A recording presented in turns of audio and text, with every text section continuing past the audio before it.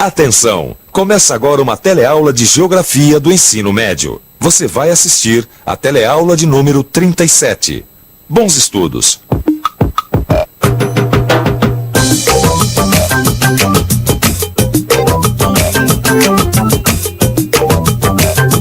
De um lado, os americanos, de outro, os soviéticos. Entre o final da Segunda Guerra Mundial e o final da década de 80, o mundo foi dividido em dois blocos ideológicos. Este é um dos assuntos de nossa teleaula de hoje.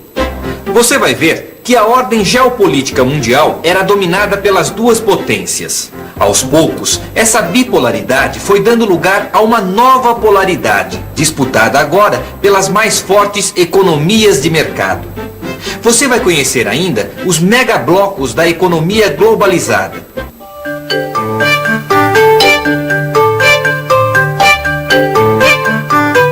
Puxa vida, hein, Gil? Quanta coisa aconteceu, né?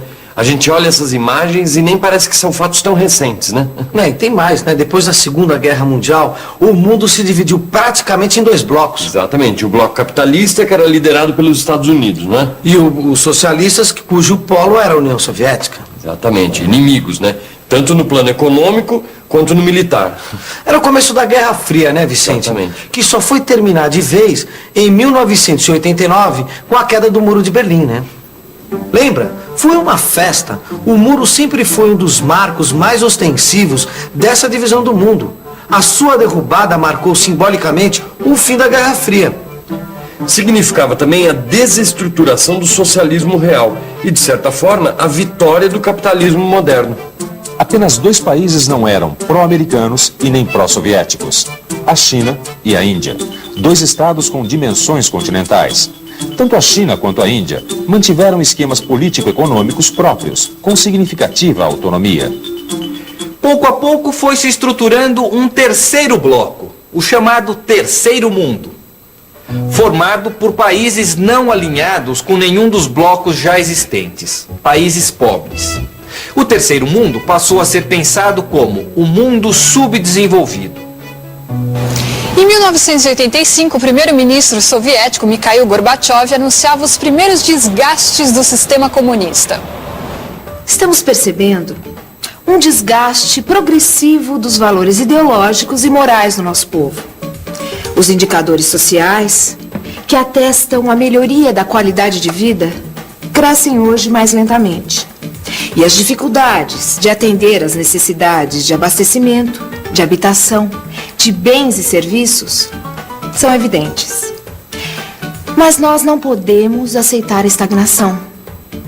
Nós não podemos aceitar a mentalidade de vulgares consumidores.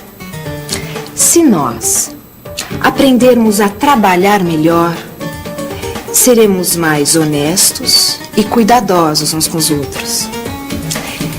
Estaremos criando, então, um modo de vida verdadeiramente socialista.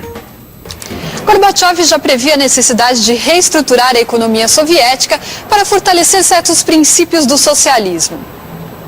Gorbachev acreditava que a perestroika, como ficou conhecida a sua proposta, resgataria as esperanças soviéticas. Ele também propôs a glasnost, que em russo quer dizer transparência.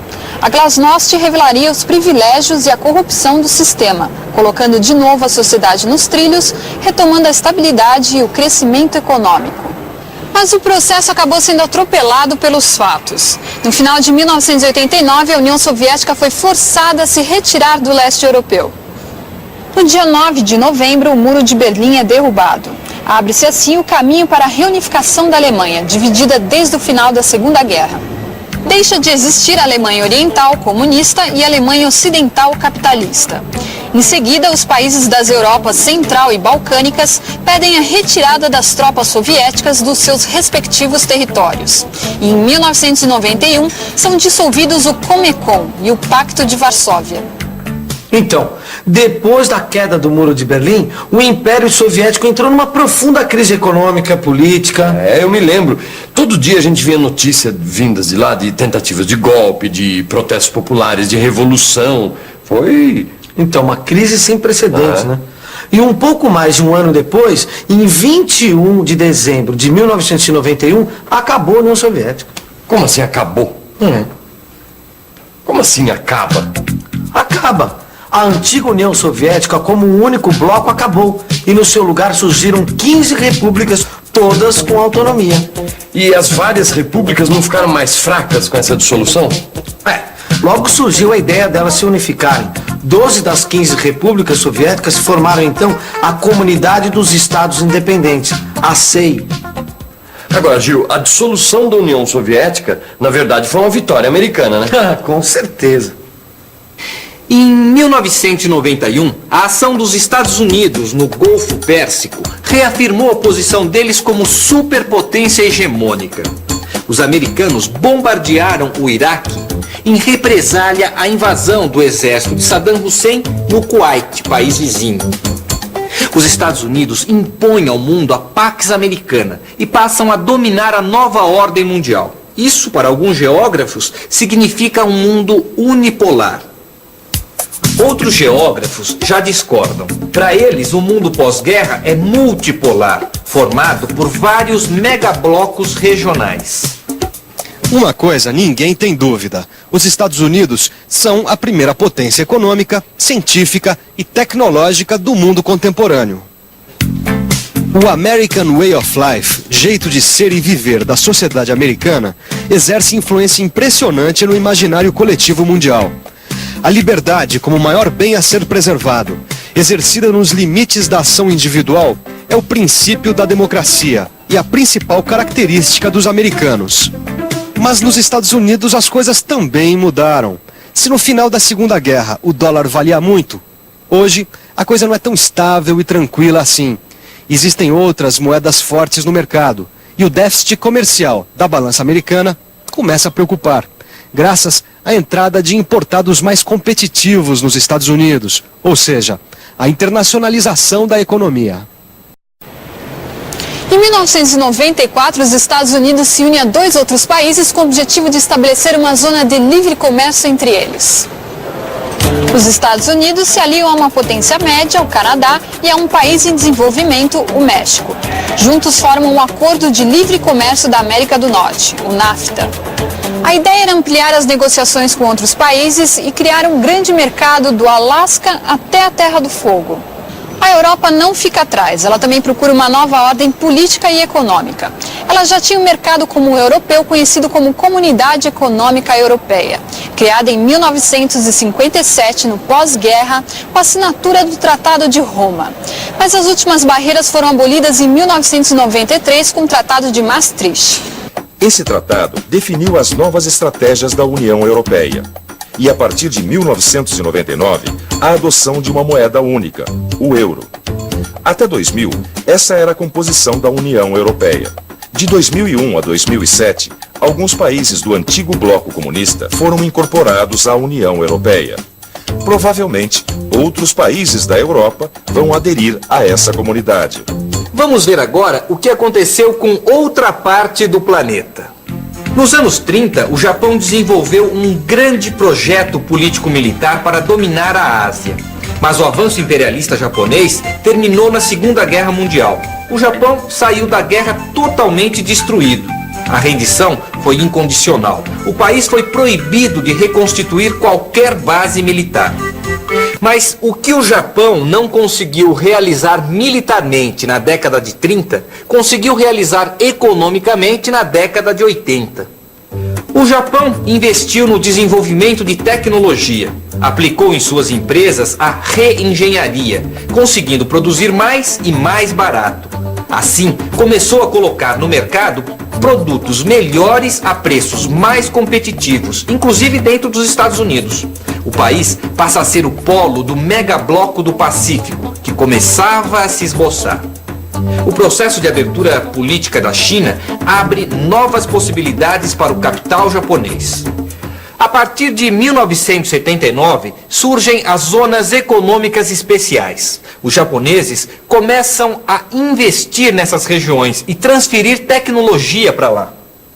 Em 1989, definiu-se um novo bloco econômico, a Cooperação Econômica da Zona Ásia-Pacífico, a APEC. A iniciativa de formar esse bloco coube à Austrália. A Austrália, que tradicionalmente comprava produtos da Europa Ocidental, passa a integrar o bloco asiático, se transformando numa importante fronteira de recursos para o Japão. O Japão conseguiu dar a volta por cima, viu, Gil? Hoje é um gigante econômico, né? Pois é, os Estados Unidos e o Japão concorrentes. Hoje seus produtos competem no mercado mundial. Já pensou nisso? Pois é. E tem uma coisa interessante acontecendo, sabe? São as alianças bilaterais, sabe? A IBM americana com a Toshiba, a Hitachi com a Texas, a Ford com a Mazda e por aí vai. E tudo isso em nome da competitividade. Pois é, a competitividade é tão importante quanto a rivalidade, né? Verdade. A economia global ainda vai mudar muito esse planeta, viu? A crise do petróleo nos anos 70 provocou uma mudança estrutural no modelo industrial. Começou a revolução técnico-científica. A automação toma conta dos processos produtivos, aumenta a produtividade e diminui os custos com matéria-prima, energia e mão de obra. A pesquisa científica e o conhecimento passaram a ser os elementos mais importantes do processo produtivo. As mudanças no modelo industrial têm reflexos na economia. Essa tecnologia envolve grandes investimentos e grandes mercados consumidores para garantir o retorno desse capital. O surgimento de vários blocos econômicos no mundo é decorrência da necessidade de ampliar o mercado consumidor para além das fronteiras nacionais. A formação de blocos regionais, acima dos limites criados pelo Estado-nação, é uma exigência das grandes corporações, que ampliam assim o seu mercado consumidor. Quando uma empresa ganha eficiência no interior do seu bloco regional, ela aumenta as possibilidades de competir na economia globalizada. Essa é a regra básica que vale atualmente, em tempos de globalização. E agora, vamos à revisão. Atenção, se liga aí que é hora da revisão. Na teleaula de hoje, nós vimos que no período pós-guerra, de 1945 até 1989, a ordem do mundo era bipolar, dividido em dois blocos antagônicos. De um lado, a potência socialista, a União Soviética, e de outro lado, a capitalista, os Estados Unidos. Na década de 80, agravam-se as dificuldades internas da União Soviética. O bloco socialista se desestrutura, cai o Muro de Berlim. A partir de 1970, o bloco capitalista, vencedor da Guerra Fria, começa a sofrer grave crise. O mundo bipolar vai dando espaço a uma nova ordem multipolar. Hoje, a geopolítica mundial se caracteriza pela formação de megablocos, respondendo às necessidades de grandes investimentos no setor produtivo e de ampliação dos mercados consumidores. Bom, até a próxima teleaula. E bons estudos!